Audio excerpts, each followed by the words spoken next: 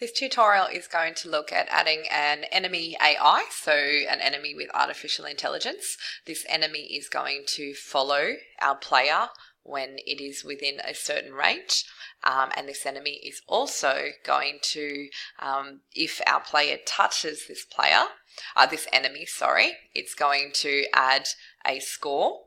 It's going to destroy the enemy and the enemy will explode. So we're going to add a game object for an explosion.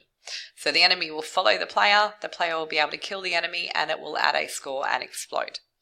So the enemy that we're using is from that Insectoid package, so make sure that you have brought the Insectoid package in from the N drive. And what we want to do is in our scene, we want to place the enemy somewhere near Ethan, so somewhere near our third person controller, not too close, so otherwise it will move so fast to our player that you won't really be able to see anything. There won't be much gameplay. So opening up the Insectoid box, you can see that there isn't actually a prefab box. So we're going to bring in a model. We're going to put our own collider on it, and then we're going to put the code in that I've written. So in the 3D assets, you can see there is a high poly and a low poly. So remembering that the more polygons you have, the higher the rendering, and obviously the higher the lag. So we'll just work with the low poly model for the moment. So all I need to do is click and drag in my Insectoid. He looks a little bit scary, like a big, oops, hang on. Just going to move him and then turn him around a little bit. So using my E key to rotate, I want him to be facing Ethan, so he looks a little bit scarier. So if I double click on my Insectoid, you can see that's bringing me a little bit closer. Just move around, make sure he's not in the ground at all. You want his feet touching the ground though.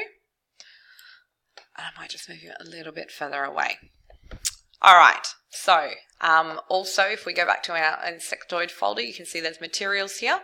There's a whole pile of materials that have already been mapped out. So if you click and drag and drop, you can attach whatever color you would like your Insectoid to be.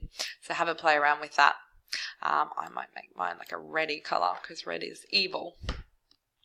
All right, so with my Insectoid selected, I want to make sure that there is a collider. So we're just going to add a sphere collider for the moment. So if I just type in COLL, so sphere collider, because the mesh collider actually doesn't add up really well with him. It sits back to front and you can't edit it properly. So with the sphere collider, see that little green ball that's sitting underneath? We want to make sure that it's fitting nicely around, otherwise, because we need to hit that as a trigger. So over in my inspector window, I'm going to edit the collider, and I'm going to start by making the radius bigger, and then I'm going to need to move the X and Y position. And you might need to rotate this around to see if it's all the way around him or not. That looks pretty good for the moment. And we need to make sure once again, turn off edit collider, and we want this as a trigger. So once our third person hits that trigger, it will then destroy the object, add the score, and cause the explosion. So with is trigger, I'll just move him up a little bit. If I was to play my game now, he will not move, he will not do anything. He'll just be in like an idle position. So if I move Ethan over there, you can see that he's kind of like just bouncing up and down a little bit. That's an idle animation.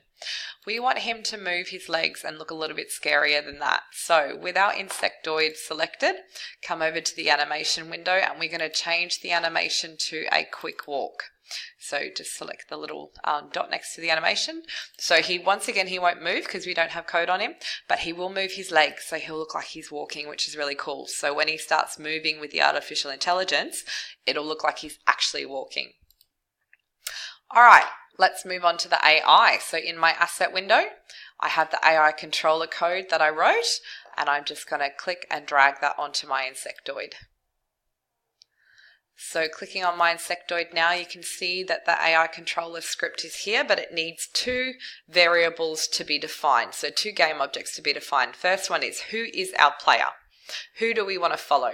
That is going to be the third person. So we want to follow the third person.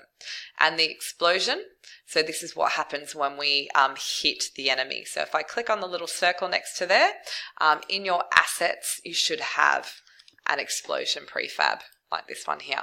So make sure you've clicked on the Assets tab. It will not be in the scene. Double click Explosion. So both our game objects here have been defined. So if I hit play now, the enemy should start moving towards my player, which he is. And then if I hit him, a little bit of a lag, you can see my score went up 1 and I exploded the enemy. That is simple enemy AI. You can once again right click and you can duplicate and put as many enemies as you like into the scene.